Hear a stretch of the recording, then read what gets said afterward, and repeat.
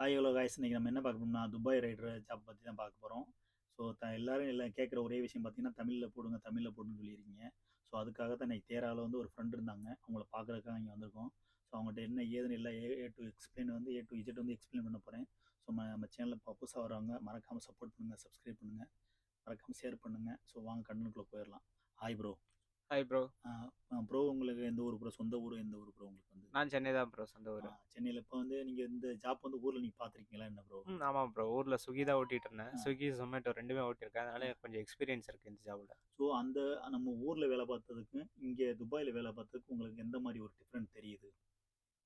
Almost கிட்டத்தட்ட எல்லாம் same தான் ப்ரோ. பட் நம்மளால ஊர்ல இதே ஜாப்ப ஊர்ல பார்த்தோம்னா நம்மளால சேவிங்ஸ்ன்னு எதுவுமே எடுத்து வைக்க முடியாது. ம். நமக்கு வந்து அன்றாட செலவு தான் நமக்கு கரெக்ட்டா இருக்கும். ஏன்னா ஊர்ல நமக்கு வந்து இதே இருன்னா ஒரு 40,000 30,000 ஏர்ன் பண்ணுவோம்.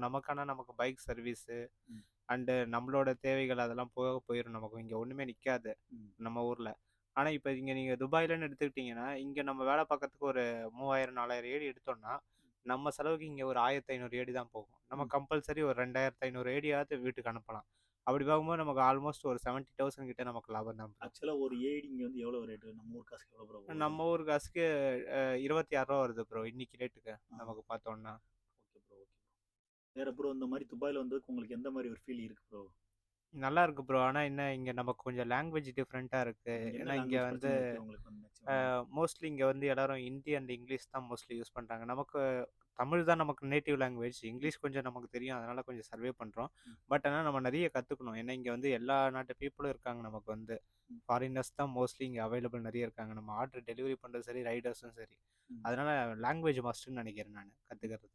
ரெண்டாவது என்ன ஃபீல் பண்ணுறீங்க? ரெண்டாவது எப்படி நம்ம இங்கே உள்ளவங்க உங்களுக்கு அப்படி ஒரு புது அனுபவமாக தெரியுமே? ஆமாம் ப்ரோ. நமக்கு நம்ம ஊர கம்பேர் பண்ணும்போது இங்க நமக்கு புது அனுபவம் தான் இருக்கும். ஏன்னா இது மோஸ்ட்லி இது டூரிஸ்ட் பிளேஸ் வேற நமக்கு. நம்ம ஊர் சைடு நம்ம நெறைய பார்த்துருக்க மாட்டோம். வெளில ரொம்ப எக்ஸ்ப்ளோர் பண்ணது கிடையாது. இங்க வந்து பார்க்கும்போது இடமே நமக்கு நெறைய புதுசா இருக்கு. ம். நெறைய இந்த நமக்கு வந்து எப்படி சொல்றது? பெரிய பெரிய பில்டிங்கு, ம். ஆர்க்கிடெக்சர் அதெல்லாம் பார்க்கும்போது நமக்கு ரொம்ப யூனிக்கா இருக்கு. பார்க்கும்போதே ஒரு மாரி குட் ஃபீல் தருது நமக்கு. ம்.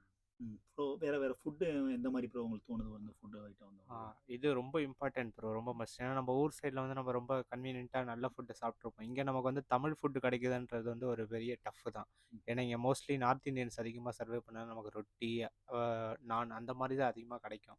மோஸ்ட்லி நம்ம வந்து சமைச்சு சாப்பிட்டா கன்வீனியன்ட்டா இருக்கும்னு நெனைக்கிறேன். ஏன்னா நமக்கு அமௌண்ட் வைஸ் நமக்கு ரெட்யூஸ் ஆகும். நல்ல சாப்பாடு சாப்பிடலாம். ஆனா நமக்கு அதுக்கு ஏத்த டைம் நம்ம தான் அரேஞ்ச் பண்ணிக்கணும். ஸ்பெண்ட் பண்ண நம்ம தான். ஆமா, கண்டிப்பா ப்ரோ.